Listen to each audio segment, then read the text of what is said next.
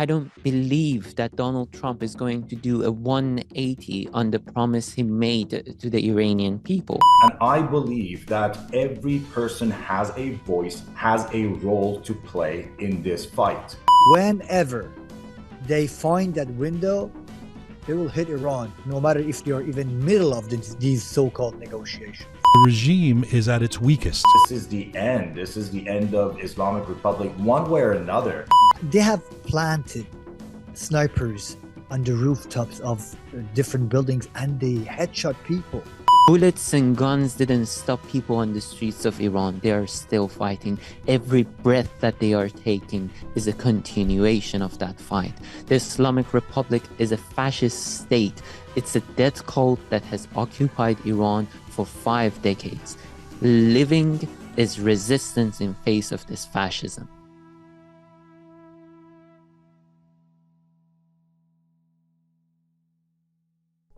Hi there, this is episode 414 of Roqe. When they arrest the doctors, the regime tells you what it is. There are moments when history stops being complicated, when analysis becomes largely unnecessary, when the fog clears. This is one of those moments. When they arrest the doctors, the regime tells you what it is. Not activists, not fighters, not politicians, doctors. People trained to stop the bleeding, to keep hearts beating a little longer, to save one life at a time. And yet, in Iran today, that has become a crime. The regime is not only killing protesters, it's hunting compassion in the places where it should be most dear. It's turning hospitals into extensions of fear. When they arrest the doctors, the regime tells you what it is. This is not rumor or exaggeration. Over the past weeks, hospitals have been raided. Wounded protesters have been taken from their beds and detained. Medical staff have been threatened, interrogated, intimidated. Doctors arrested, nurses watched, patient records treated like intelligence files. In some cases, physicians now face the unthinkable. Charges so severe, they may carry the possibility of execution for doing nothing more radical than honoring their oath. When they arrest the doctors, the regime tells you what it is. Medicine criminalized, care turned into evidence, healing treated as subversion. So when people still try to minimize this horror, when they say this revolution must be foreign-made or exaggerated or manipulated by outside forces, respond with one question. Explain the attack on doctors. Explain a regime so afraid of its own people that it would rather let them die untreated than survive unbroken. When they arrest the doctors, the regime tells you what it is, because no government that believes in itself does this. No system with legitimacy wages war on mercy. No authority confident in its future criminalizes help. This is not strength, this is panic. This is a regime that knows something fundamental has shifted, that fear no longer works the way it used to, that even under bullets and batons, people are still helping one another. And that's what terrifies them most, because compassion breaks fear, and fear is all they have left. When they arrest the doctors, the regime tells you what it is. And the rest of the world should listen carefully, because if that's how they treat those who save lives, imagine what they do to those demanding one worth living.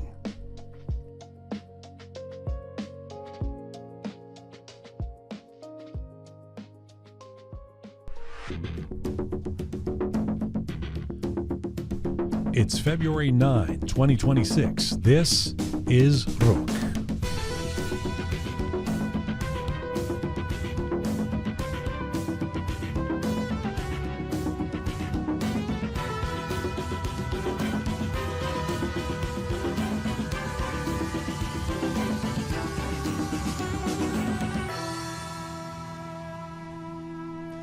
Well, hi there. Welcome to episode 414 of Roqe. Iran rises. I'm Jian Ghomeshi. Hello to you from Toronto, Canada. Salam Dostan Aziz, Durud bar shama. I hope you're doing okay wherever you are tuning in from around the world. This is the 11th episode in our Iran Rises series, this one entitled What Will Trump Do? And once again, events inside Iran and around the Iranian diaspora are moving at breakneck speed. So we should note that we are recording this episode at approximately 3:30 p.m. Eastern Time here in Toronto on this Monday, February 9th. That's around midnight in Iran. And as always, we're sharing perspectives and conversations as up to date as humanly possible. So Coming up on this edition, when we ask what will Trump do, we're not playing pundit roulette. We're asking a very specific question about power, timing, and consequence. Will the United States continue to negotiate with a regime that is executing innocent civilians in Iran? Will pressure finally replace patience, or will hesitation once again buy the Islamic Republic regime more time?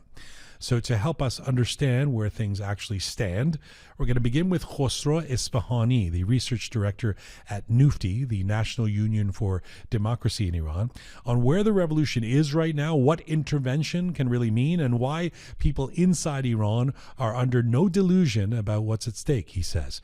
Then we're going to widen the lens with a panel conversation with Picasso Moin in Istanbul and Kamyar Mahinsa in Vancouver, including reflections on the weakness of the Islamic regime right now, the resilience of the Iranian people, and the demonstration that took place in Vancouver just yesterday, plus the growing distractions and infighting in the diaspora, and whether unity is holding at the moment it matters most. So, let's get to it.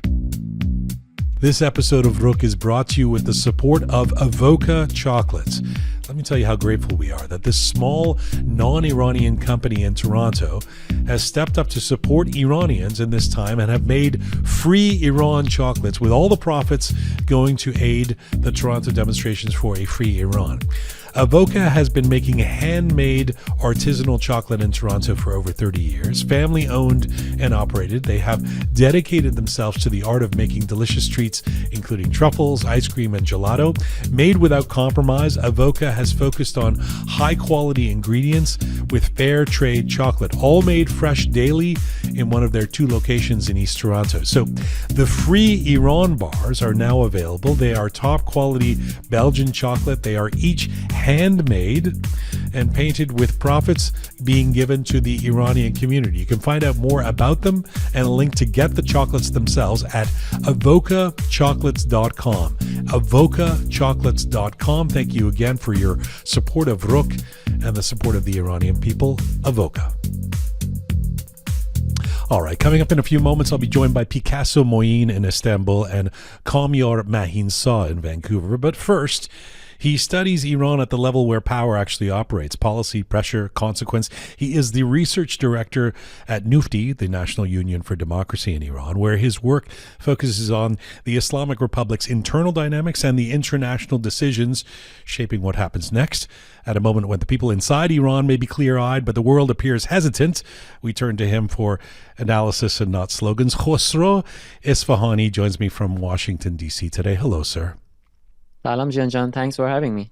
Thank you so much for doing this. First time to having you on the show, and I appreciate you making the time.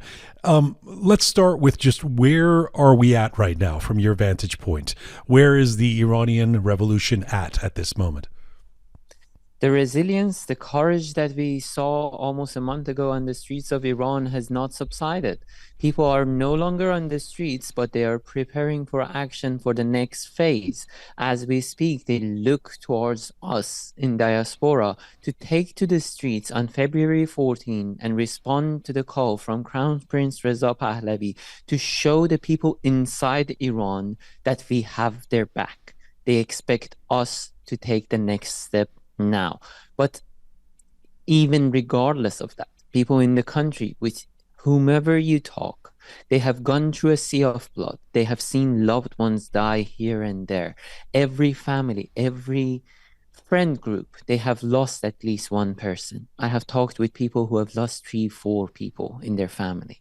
And these are not just random. When you kill people in tens of thousands, you cannot go back to normal. And the Islamic Republic knows that. Yeah, I've had this experience now. I feel like when there is a pause in, let's just say, extremely notable news, a massacre or some dramatic action by Trump or something like that, there's a lot of chatter that fills the space, if you will. And I've had some friends kind of say, well, it's over, the revolution is done, or this time it's not happening. And I've sort of said, well, on what basis are you saying that? Because the people I speak to in Iran, friends or extended family members, say that there is no going back, as you say. You have said in a post that you put up today, you said the world is dragging its feet, but the people inside Iran have no delusion. So can you speak to that? I mean, for somebody who says it looks like nothing's going on anymore, you know, a month ago there were millions in the streets, they got massacred by this awful regime, now they're deflated and they're in their houses. How do you respond by saying they have no delusion? So, 2 points. One, I have been involved directly with protests and taking to the streets in Iran since 2009. When I was 18 years old, a junior at university, I organized rallies. I took people to the streets, trained them how to stay safe, helped them get through interrogations and everything. And I have been going at it for 17 years now. So yes, there is moments of fatigue. When you kill tens of thousands of people on the streets, people would take a step away from the arena of the fight to mend their wounds, to bury their loved ones. But the fight is never over. We are never going to relent, because this is going to be over when the job is done. And the job is overthrowing the Islamic Republic, getting rid of this Islamist fascist system that has occupied Iran for almost 5 decades now. People in Iran are very clear about what they want. They have come to this clarity through a sea of blood, through a lot of suffering, through watching their countrymen, innocent children, being slain on the streets, cycle after cycle after cycle. Iranians have absolute clarity about who they are dealing with. We are dealing with a terrorist state that is never going to change its behavior. That's on the side of the Iranian people. On the other side, you have Western capitals, you have democracies, and you also have actors in the region, from Qatar to Turkey to Oman to sometimes Egypt and others, who are trying to find an easy solution to a complicated question that has a simple answer. The Islamic Republic has got to go for the Middle East to see a moment of peace and respite. There is no other solution. That's one. But actors within the regime, within the region, think that the Islamic Republic can behave well. There is a level of stability while the Islamic Republic is in power, and if the regime falls, Iran is going to collapse into civil war.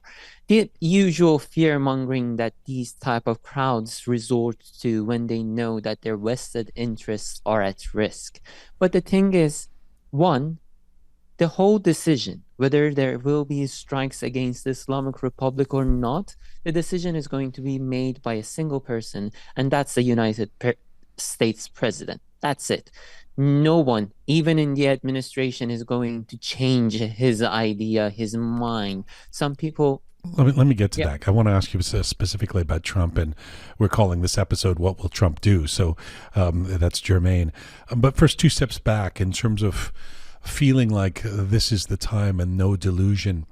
You know, one of the things that we feel or we hear and then we say about this being the time, beyond the resolve and the resilience of the brave souls inside Iran who've been out on the streets, is that the regime is at its weakest.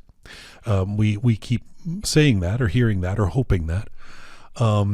And there's evidence of that in some ways. On the other hand, we basically have sort of martial law now. The regime has been able to stay alive through this month of protests and create a kind of extreme police state where, again, folks that we know in Iran and contacts we're speaking to are basically stuck in their houses, terrified for being arrested or imprisoned and executed and all of that. Talk to me about where you feel the Islamic Republic's stability is in terms of the weakness of the regime. Let's divide it into 2 parts. One, in terms of how powerful the regime is in face of foreign adversaries. The Islamic Republic's security doctrine has 3 pillars: the nuclear program, the missile program, and proxies. The nuclear program is already buried under rubble thanks to President Trump and Israel. The missile program, air defenses of this regime were reduced to rubble thanks to Israel. The proxies across the Middle East have been reduced to rubble thanks to Israel. The regime's whole security doctrine has collapsed around Khamenei and his regime. It doesn't exist. The regime doesn't have any cards to play. What it is trying to achieve right now is what we call in Persian as in sutun ba un sutun faraje, rushing from one column to another column and trying to find shelter and prepare to strike against the adversary again. The regime is just trying to buy time to rebuild its military capabilities. It's not going to happen. We can follow up on that when we talk about President Trump. Now back to where we are inside the country.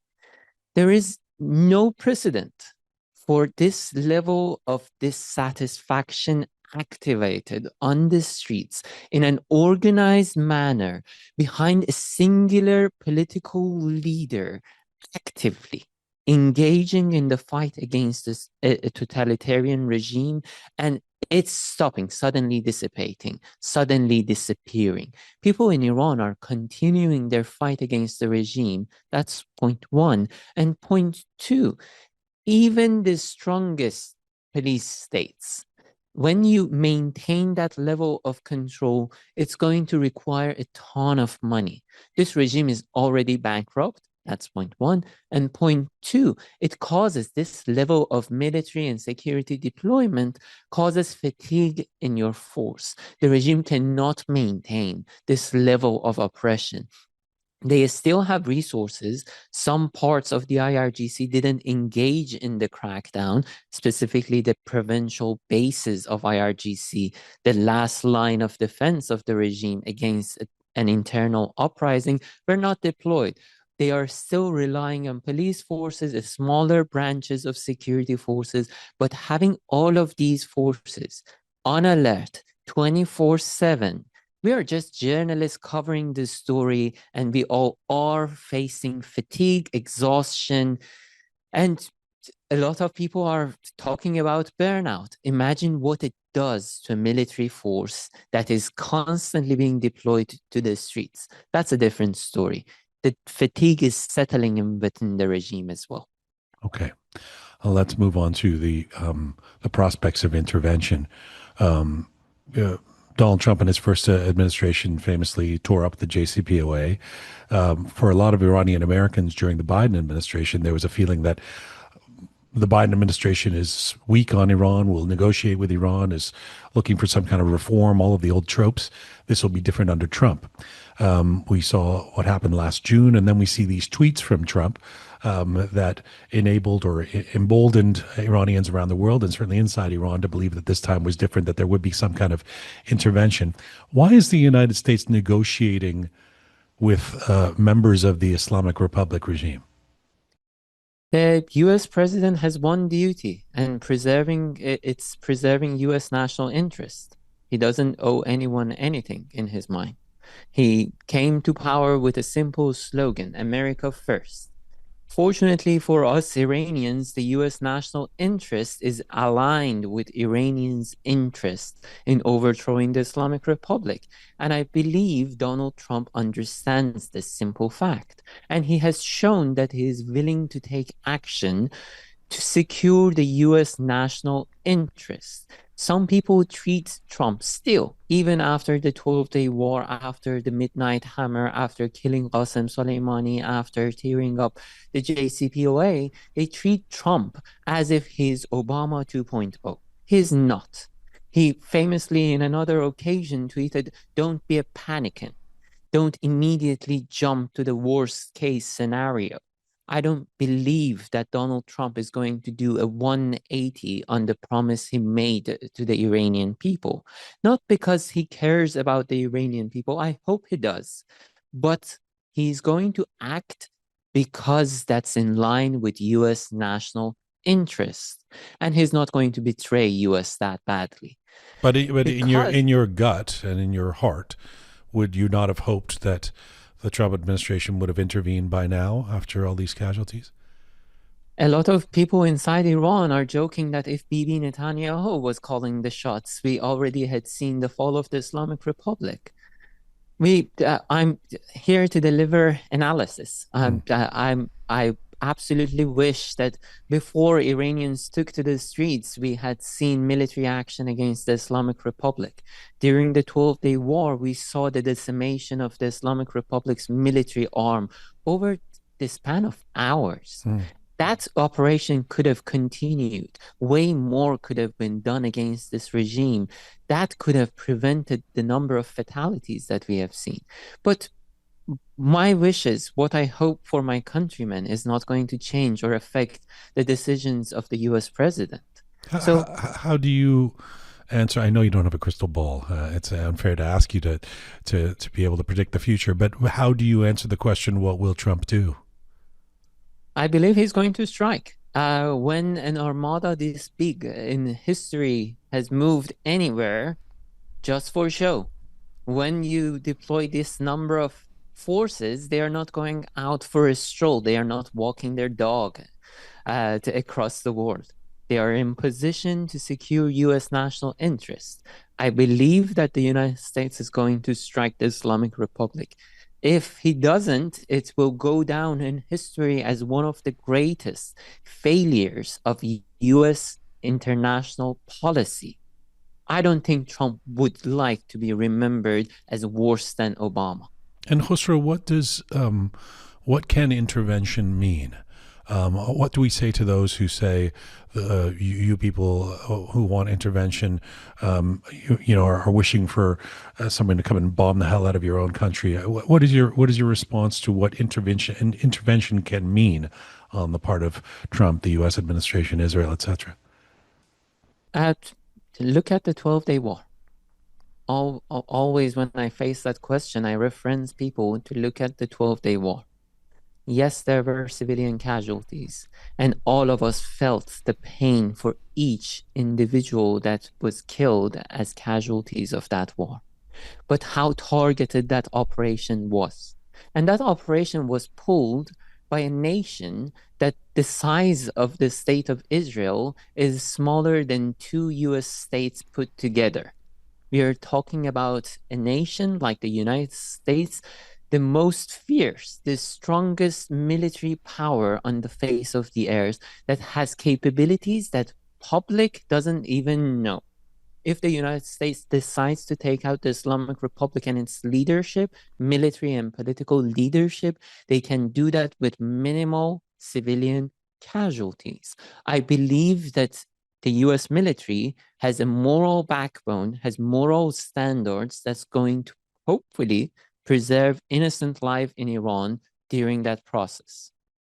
Over the course of the last few weeks, almost every analyst, professional analyst, or a person who's an observer on Iran, or somebody who's been speaking out in social media, all of them that we brought on the show, I think there's been general consensus that without some kind of intervention, this regime won't be gone anytime soon.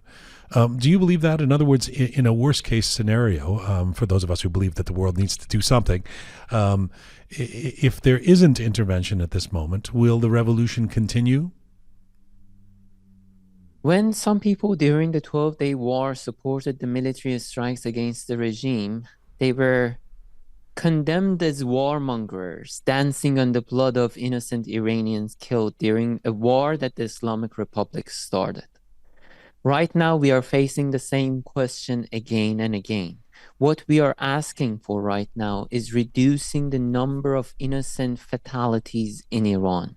International intervention is going to reduce the number of people who are going to get killed for overthrowing the Islamic Republic.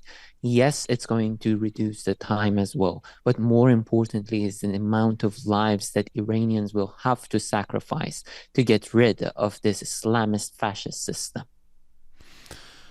What is as a researcher who's been following this so closely, what is a signal, perhaps a single signal, that you'll be watching for that tells you the world is about to act? When you talk with people inside Iran, they tell you that they don't go to sleep before dawn. They expect the strikes to arrive between midnight and dawn. That's the signal. There is no words of sympathy. There is no tweet. There is no letter or petition that I would tie my hope to. Like my compatriots in Iran, I'm waiting for actual aid to arrive. I so appreciate you taking the time and to get your perspective and your researched ideas about what is happening. Before I let you go, more of a personal question.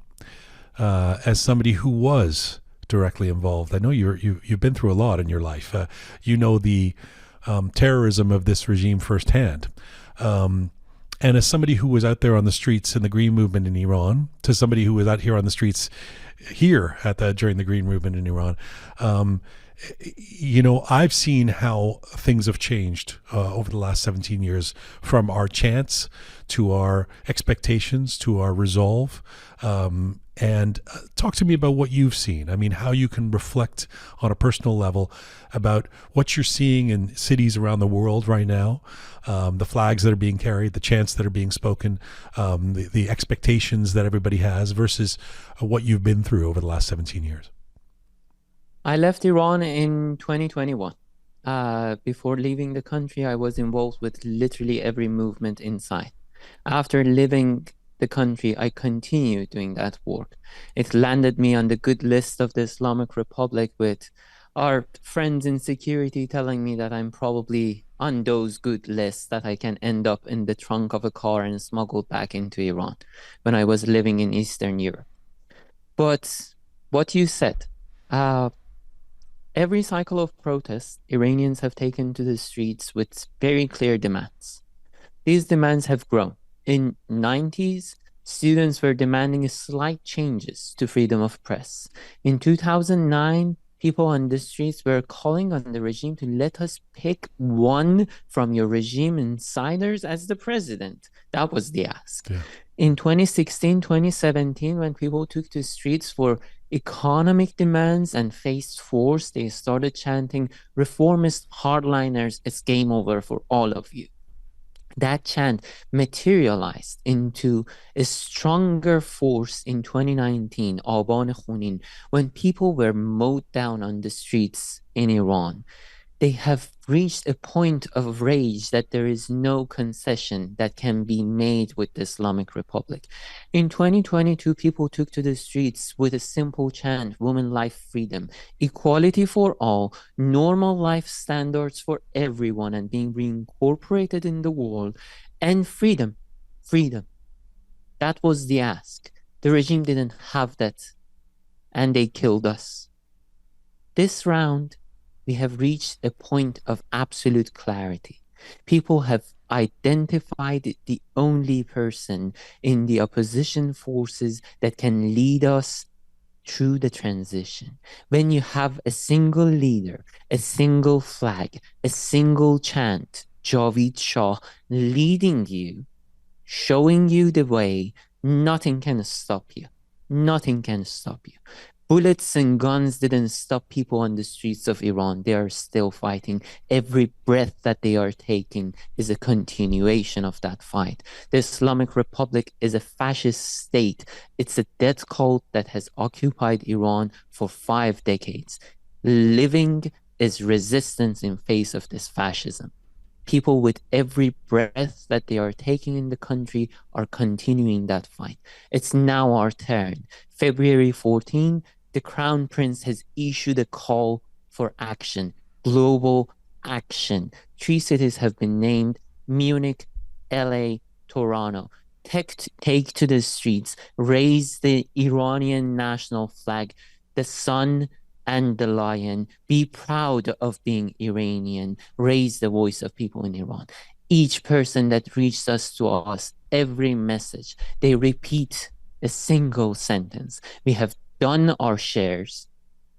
They have sacrificed lives. It's on us to do our share now.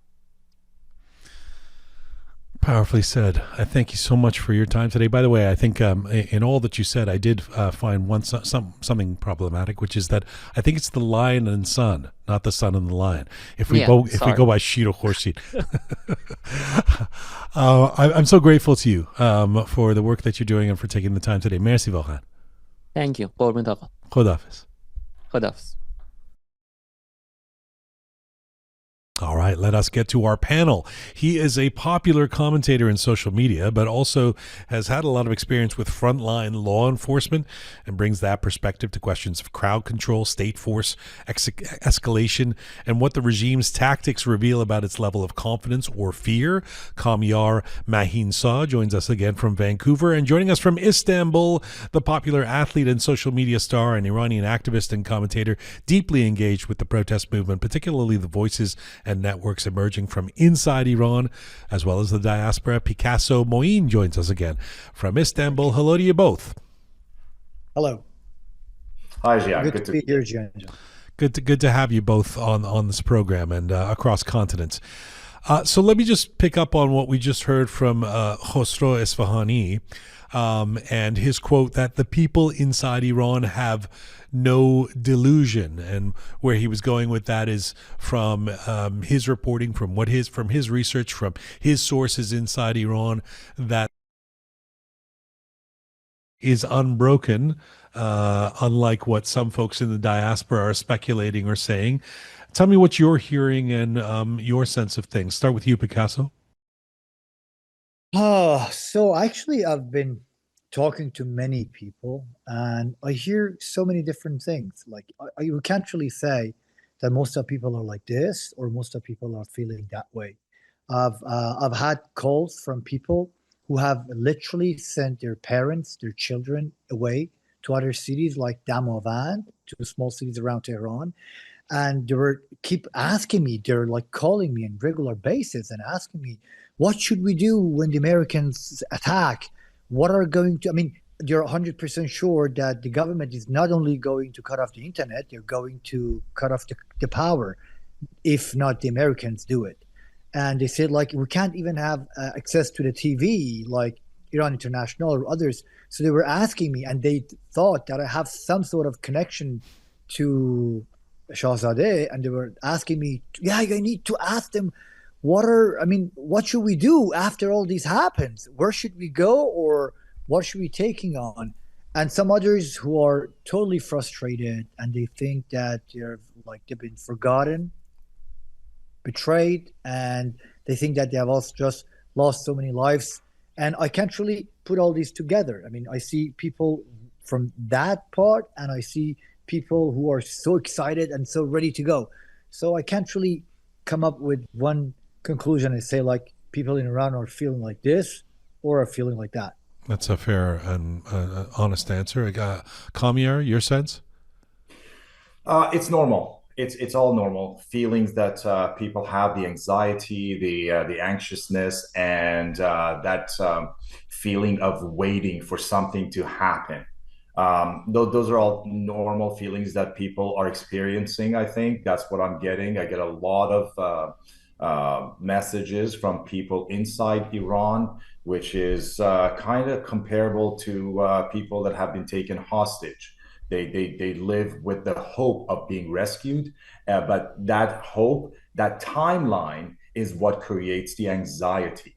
They want it to happen sooner than later, and the delay is causing more of this negative feeling of I guess losing that maximum hope, which is also normal. There are people that have been taken hostage and they are waiting for a rescue, and they have tried from inside, and now all their hopes are bound with what's going to happen from outside and be rescued. So that's all normal, and I don't think there is anything right or wrong about that. It's the process of feeling a range of emotions. Let me turn it around and rephrase it and ask it a different way, because it's my contention, if I can inject my own view here, that this time the level of atrocity, the level of massacre the level of betrayal of the Iranian people by this regime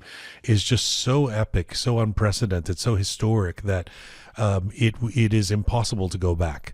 But maybe I'm sitting in the diaspora and I'm naive and just relying on some sources and friends I have in Iran. Let me ask you this question: do you think, Kamyar, that it is possible to ever go back to some sort of semblance of normalcy and daily life in Iran?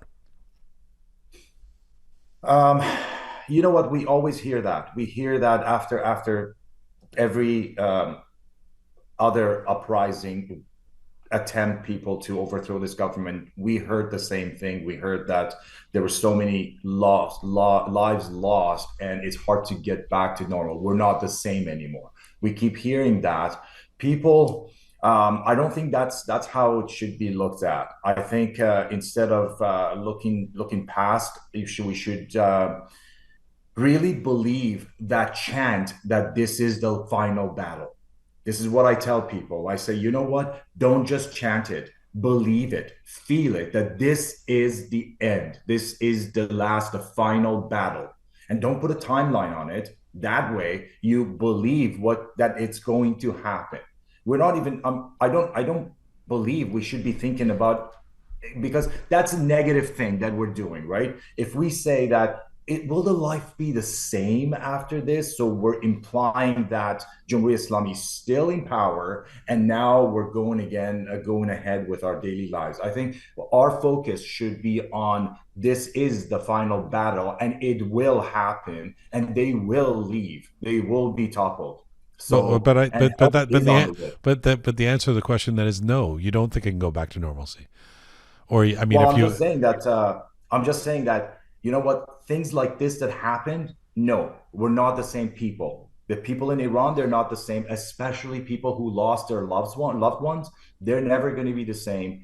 And us outside, we're never going to be the same. Yes, I agree with that. But at the same time, I'd like to change the focus to what's ahead. Yeah, I guess what I'm saying, what I'm saying, and what was, what we did in the conversation with Khosro is, even though we say 47 years and we say that the atrocities of this regime from day one, we've traveled a long way from the Green Movement, right? Where it was, where's my vote? And here's my purple finger. I mean, this is now basically fuck you. This we're not putting up with you in any way anymore, whether I'm a grandfather or a teenager, and it seems that's what we have seen. Now, you're right, though, to say that these kind of things, even in the existence of Roqe 4 years ago, at the height of the Zan Zendegi Azadi, it was things will never be the same. And to a certain extent, they aren't. But on the other hand, the regime sustained itself for the last 4 years. Picasso, how do you answer that question? Oh, you see, actually, we're talking about Iran. And Iran is not a normal country. I mean, things in Iran are like nothing like any other place on earth. So by saying that things are not going to be the same again, things have never been the same. You see, like is being like shifting. Every day is a different day. Imagine 4 years ago, there were like so many teenagers, like chanting on the streets, and those teenagers are now grown-ups. And it was like always every 10 years we had these cycles, from 78, I'm talking about the Persian calendar, and then it was 88, and then it was like 98. But now look, it's like happening on and on and on. And one thing is for sure, people are the same, actually. I mean, people feel the same. People always feel the pressure. As an Iranian who have lived in Iran for like a long time, I can tell you that whenever an Iranian, no matter an Iranian who have lived in Iran, whenever an Iranian see some sort of a law enforcement people in uniforms, like cops, they just freak out. And that even happens to me as I was living in Germany. Or even right now in Turkey, I just see cops and I go nervous, like, oh, what? I was in an Iranian party, we were on the ship, and then there was just some very regular inspections. There were these marine,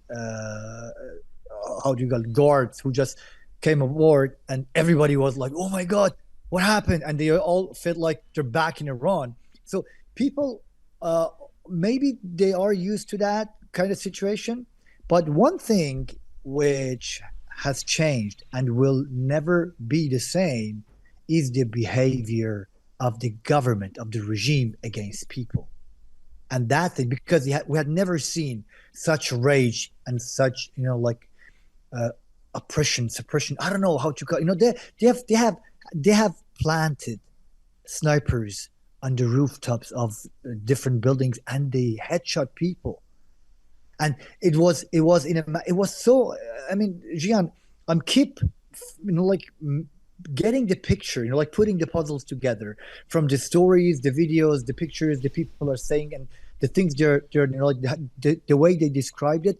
They were all waiting for it. They were ready. It was like, I once saw a movie where the Alliance forces were coming to Rome, and the Germans were waiting. They had plans, everything, so that when they come, they explode there, and they have snipers there. It was exactly the same thing. They did that to their own people. Yeah. They were they were trapping people.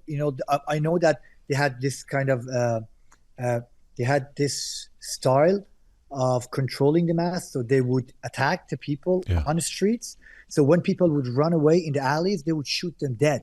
Which is important. It's important because it not that most of us need to know this, but for anybody out there who's still making the case that these were rioters that the government was trying to quell down, what's important is that you see that the massacre prosecuted by this murderous regime was not a reaction. It was by intent. It was this is what we're going to do to the civilian population of the country we ostensibly run. Right? Yeah.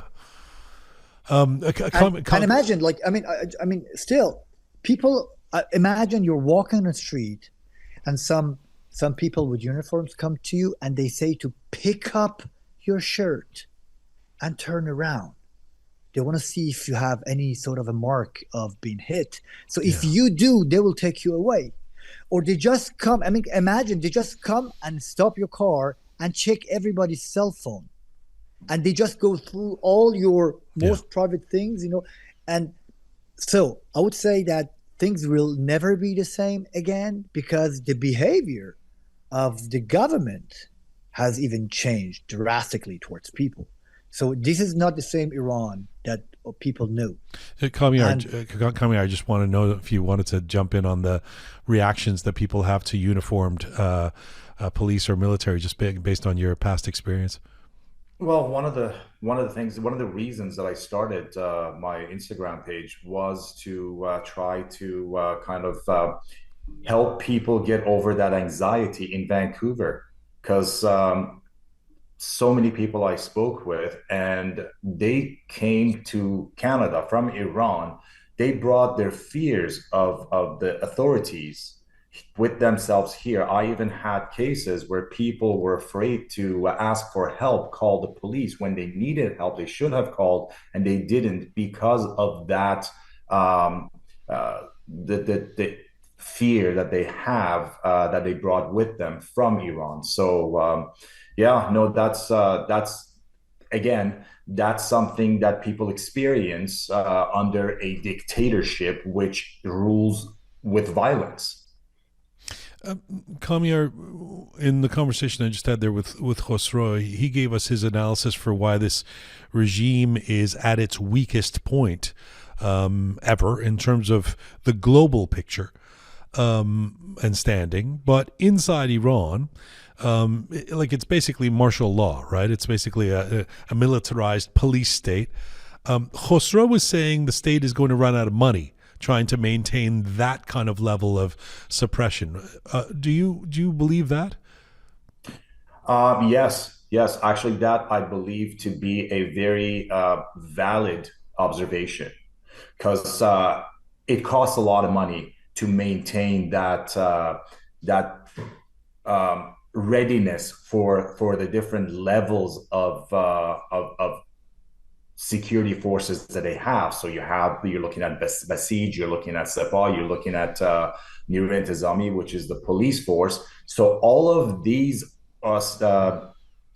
different levels, they cost a lot of money.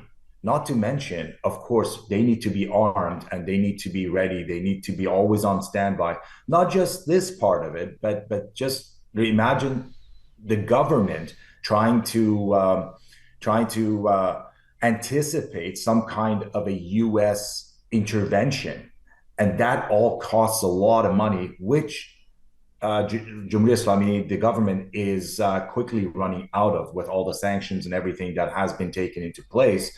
And of course, we saw the fall of Venezuela's dictator, which was a close ally to the Islamic Republic.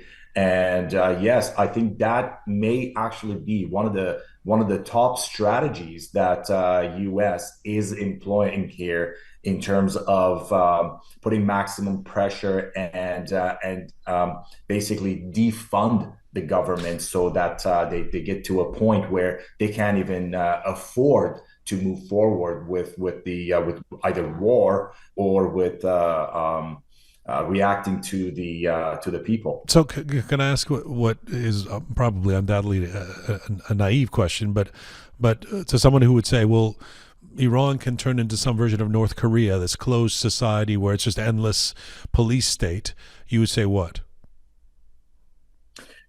I think it's North Korea, closed society. I don't think that's something that could happen to a place like Iran. Iran is very strategically located, and it's where it is and all the natural resources that it has. There's a lot of reasons why other governments and other countries would want to exploit Iran.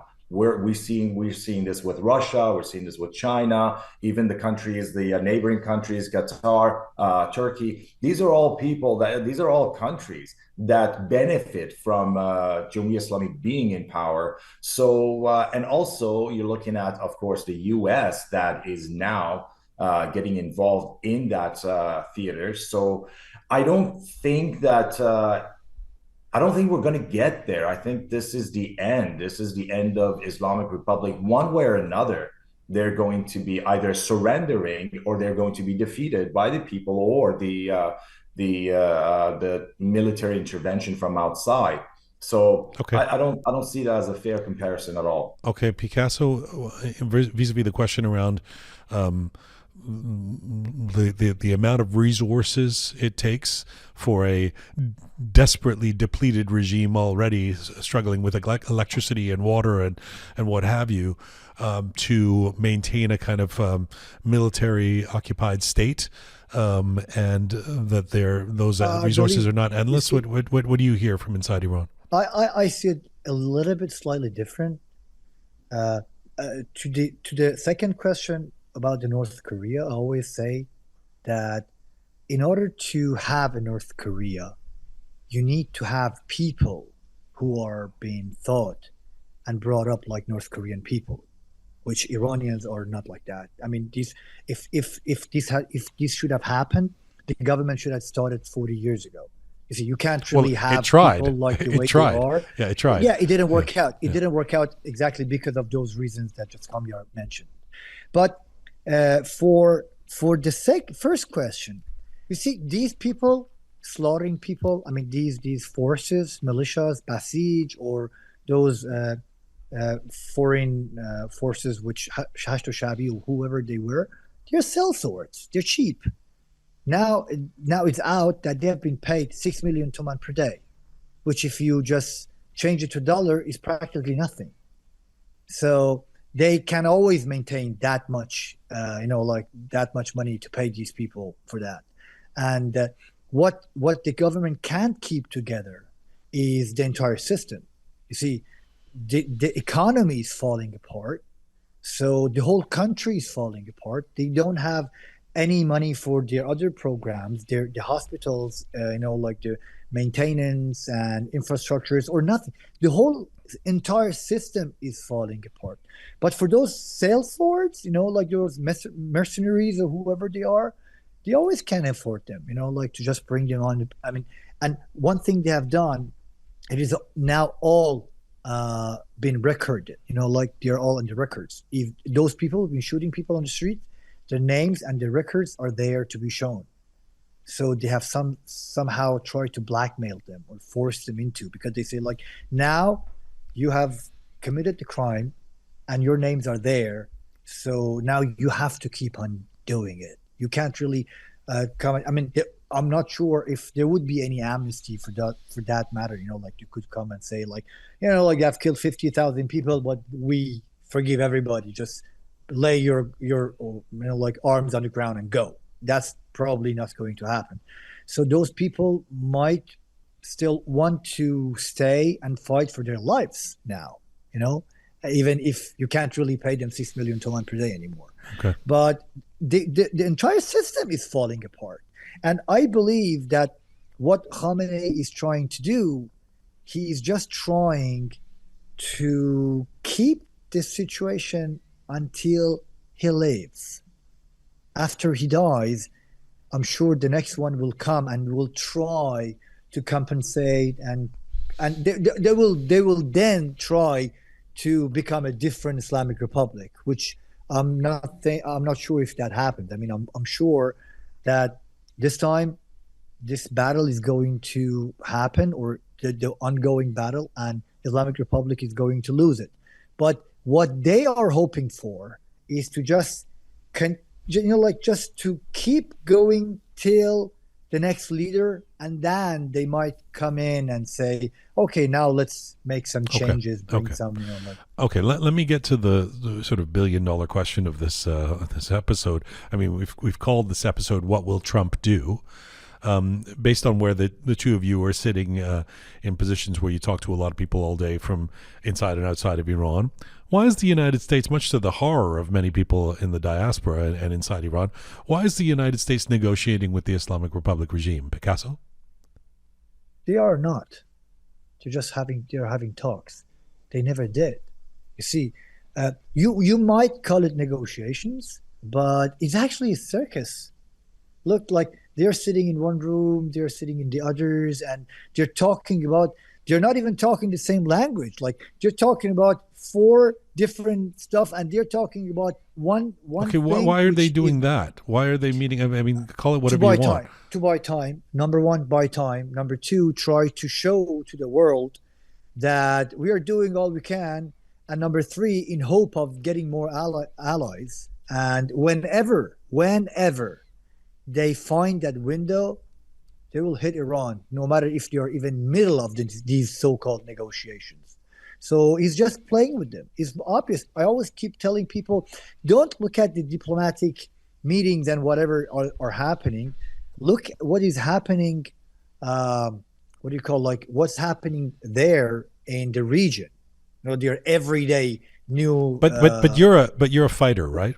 Yeah. Isn't the longer this is delayed, the longer this is put off, isn't it allowing the regime to get back on its feet? When if you're a boxer and you had it's exactly other way around. Is it? Imagine you have a bleeding opponent. You let them to bleed out. You see, they're surveilling Iran from top to bottom. It is like they're being X-rayed. They know exactly who is where, what are they doing, they have, the difference between the technologies and, the machineries that these two armies possess is so much. Now they know exactly what they're doing, what are they capable of, and the things. And Iran is gone bazooka. I mean, I'm not talking about the Islamic Republic. Now I think they're being pretty serious that they want to hit Dubai, they want to hit Abu Dhabi, they want to hit Saudi Arabia, because they know that they're not going to have that long of time to keep trying to penetrate Israel. And now Americans are getting ready for that. Kamyar, silence it. Your thoughts on that? Um, yes, I agree that the thought of negotiations between U.S. and Islamic Republic is creates a lot of uneasy feeling in people. But let me present a different perspective in terms of policing. So when you have a hostage taker or a group of people that have taken a group of people hostage in a situation, that's when the police surrounds that place. They bring in all their forces and everything. The first thing they do is they start negotiation with the hostage takers.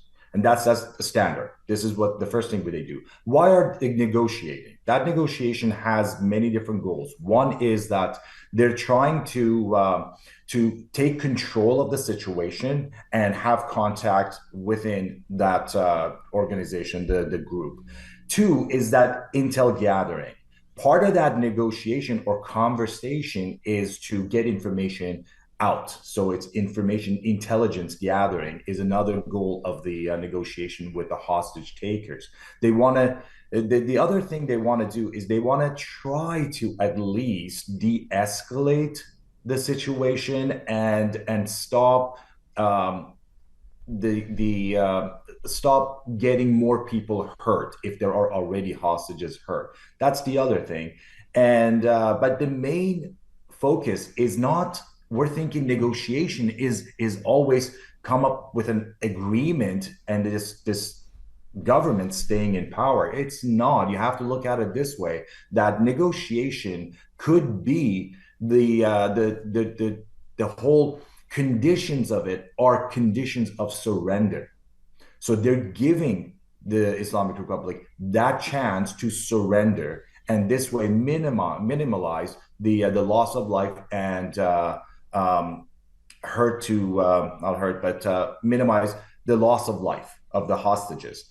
And also the other most important part is it's a legal checkbox as well. So if that negotiations fail and they would have to go in use force, then they can always look back and say it was negotiations were attempted and they were ineffective. Therefore, they justified the next step, which would be to get their special hostage rescue units go into either arrest the persons or neutralize them somehow. Okay. So this is this perspective that I always tell people that everybody thinks that negotiations are happening, so maybe they're going to stay in power. This could be that one of those times where no, these conditions that we're seeing, they're so outrageous to the government of Iran, the Islamic Republic, that it may be just excuse to take it to the next level and this way justify the next step, which would be military intervention. Okay, that's a really great perspective. That's a great analogy, the hostage analogy. I really appreciate that. Okay, I know I can't keep you guys here forever. I appreciate the time. You're both busy folks with a lot of demands on your time. Let me ask you about two things before I let you go. First of all, it occurs to me that when there's a vacuum of other news, we've seen this in other uprisings, although, of course, none of them have been anything like this in terms of the epic scale of the atrocity and massacre, etc. But when there's a pause in any massive direct news of casualties in Iran or Trump saying something or whatever, the diaspora in particular starts to turn into looking at each other, and there's been over the last week a fair amount of calling people out legitimately in some cases, or naming and shaming, call it what you will, whether it's Goldshifteh or Khore Beauty. What do you make of all of that noise, Picasso?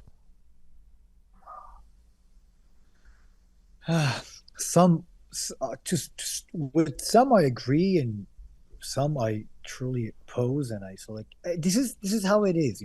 I don't think that our situation is any different from anybody else who might probably be going through things we are going.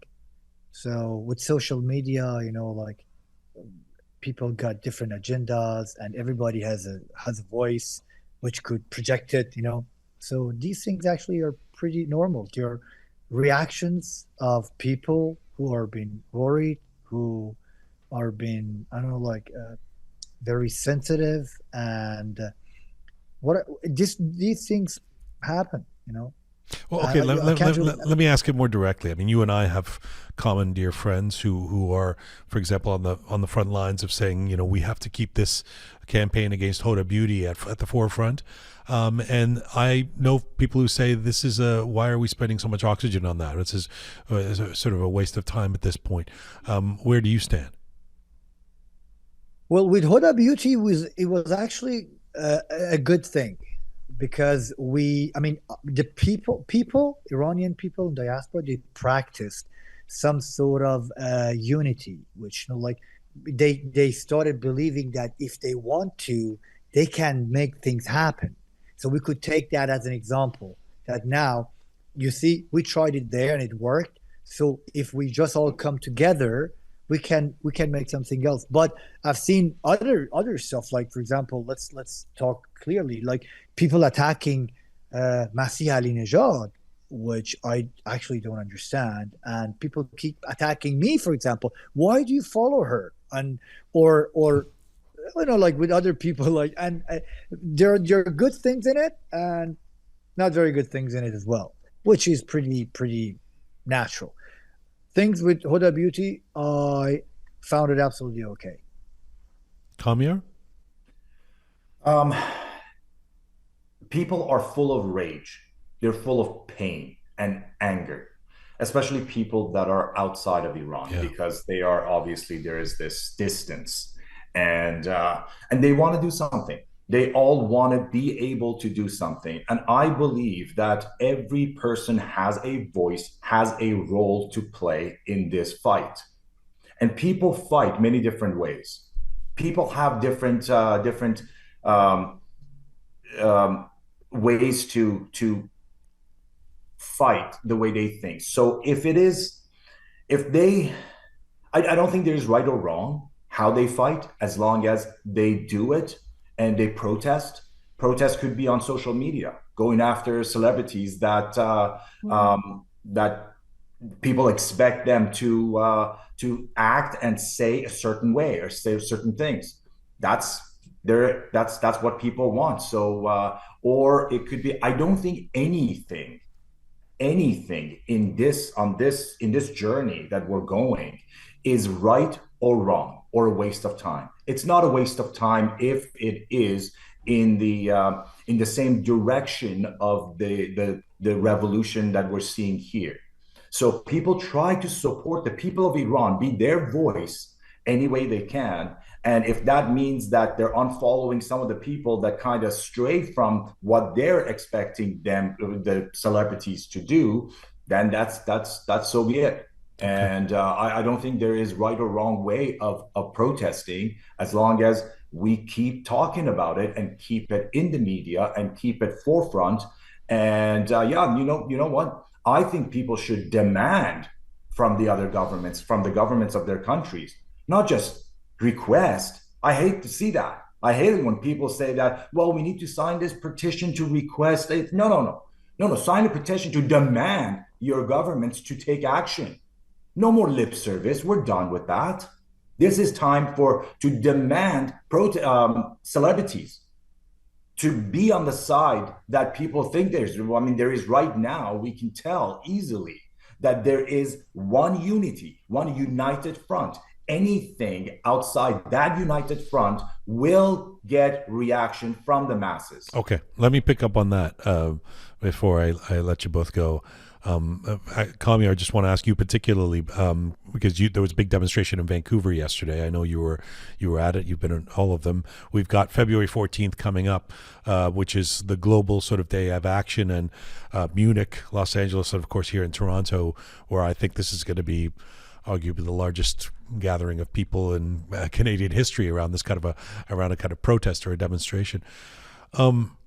Something that I've been very open about is that I do believe that the alignment that we are seeing this time in the Iranian diaspora, led by the people, frankly, inside Iran, but in the Iranian diaspora that I see, for example, on that demonstration in Toronto a couple weeks ago of 150,000 people or more, around the Lion and the Sun, Shir Khorshid, and around a common idea that Prince Reza Pahlavi is going to be a leader of some kind of transition. I believe that's very helpful because it is really centering things, and notwithstanding some debates that still happen on Twitter and things like that, or some people who are sore about that, and listen, I mean, we have to keep issuing the disclaimer. It's okay if you don't agree with, Reza Pahlavi being your leader, but at this point, if you're denying that he has the support of millions of people inside Iran and outside who are chanting his name, then you're sort of exercising your fidelity to a particular political agenda.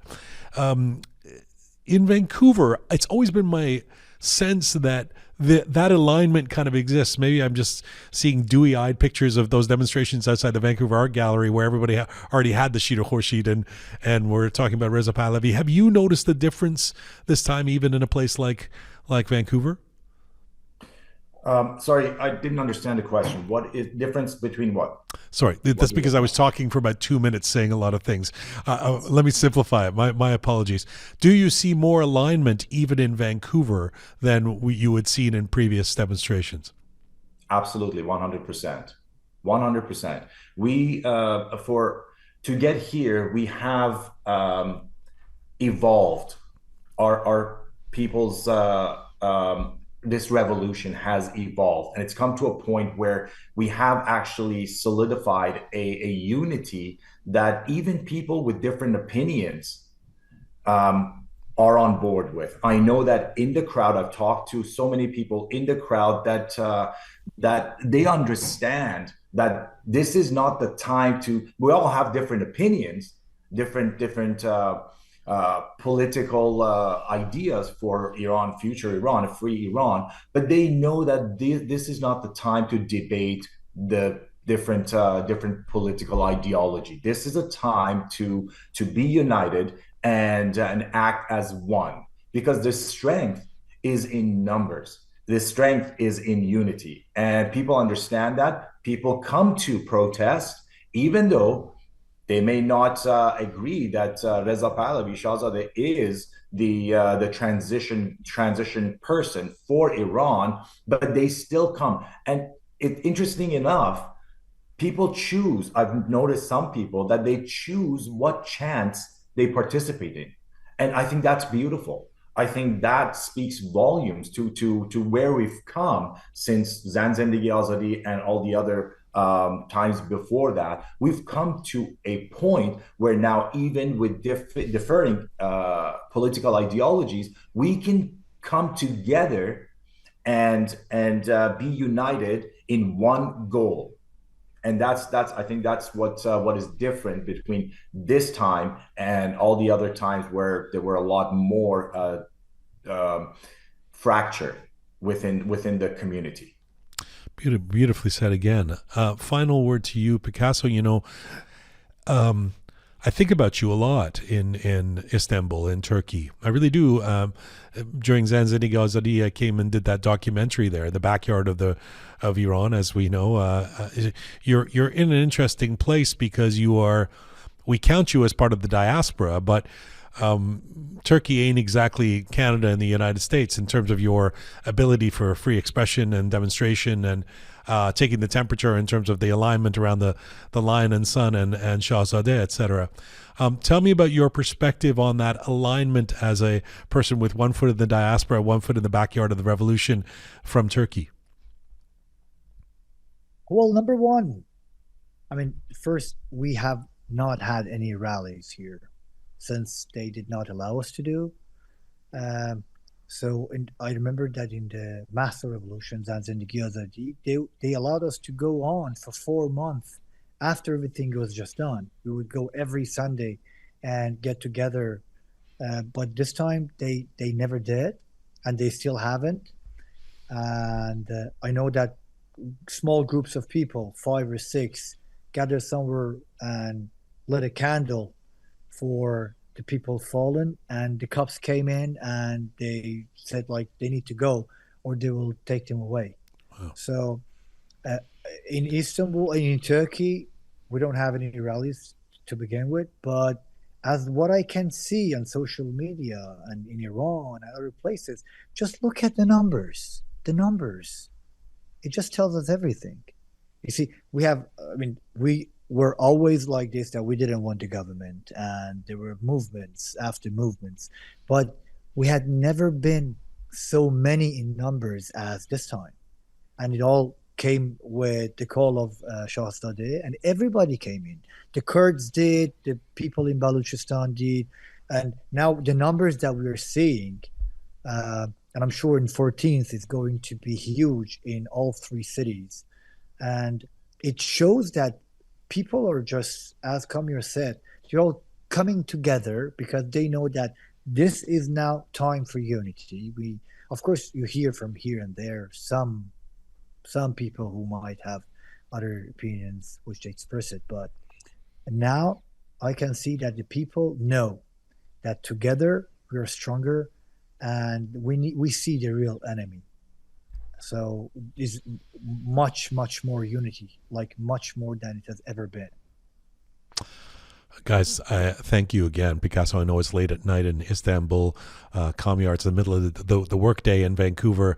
I appreciate you both being part of this. Your perspectives are, as ever, great. You're two of the record holders for most appearances on Roqe, you two. So we got to keep that going, that streak going. I really appreciate it. Thank you so much, guys. Merci beaucoup. Thank you.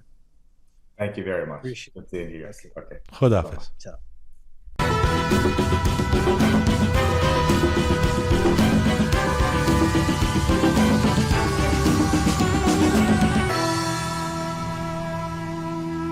Gotta say, these episodes of the Iran Rises series can feel really fulfilling and inspiring, listening to some of these folks talk and getting educated from them and getting inspiration from them. Thank you to Khosro Isfahani. Thanks to Picasso and Kamyar. Really appreciate all you guys being on the show today. We'd love to hear from you, as ever. You can email us if you prefer to do it that way. Producer@roqemedia.com, or rather info@roqemedia.com. info@roqemedia.com. Of course, you can post a comment on any of our platforms, including on YouTube, on our Instagram page, and on Apple, or all the places that our podcast appears: Spotify, Telegram, Castbox, etc., SoundCloud. This is full time for this edition of Roqe. Thank you to this amazing core team who put this show together twice a week right now during the Iran Rises series. Super Parisa Sanjarani, Savvy Roham Meher, and the photo and video queen Tina Farahi. Special thanks as well to our extended family of Roqe team, Smart Pega, Charming Kimia, Talented Anahita, Methodical Kaveh, and the Rising Kian. Thank you to all of you out there for supporting us and sharing our content. Please subscribe if you haven't done so already on all or any of our platforms. It is free to subscribe. You can find us on YouTube, of course, at Roqe Media. You can find us on Instagram at Roqe Media. You can find me on Instagram at Jian Ghomeshi. And please, in the immortal words of my dear late Uncle Bereng, as I tell you each episode, Mizun Bashi.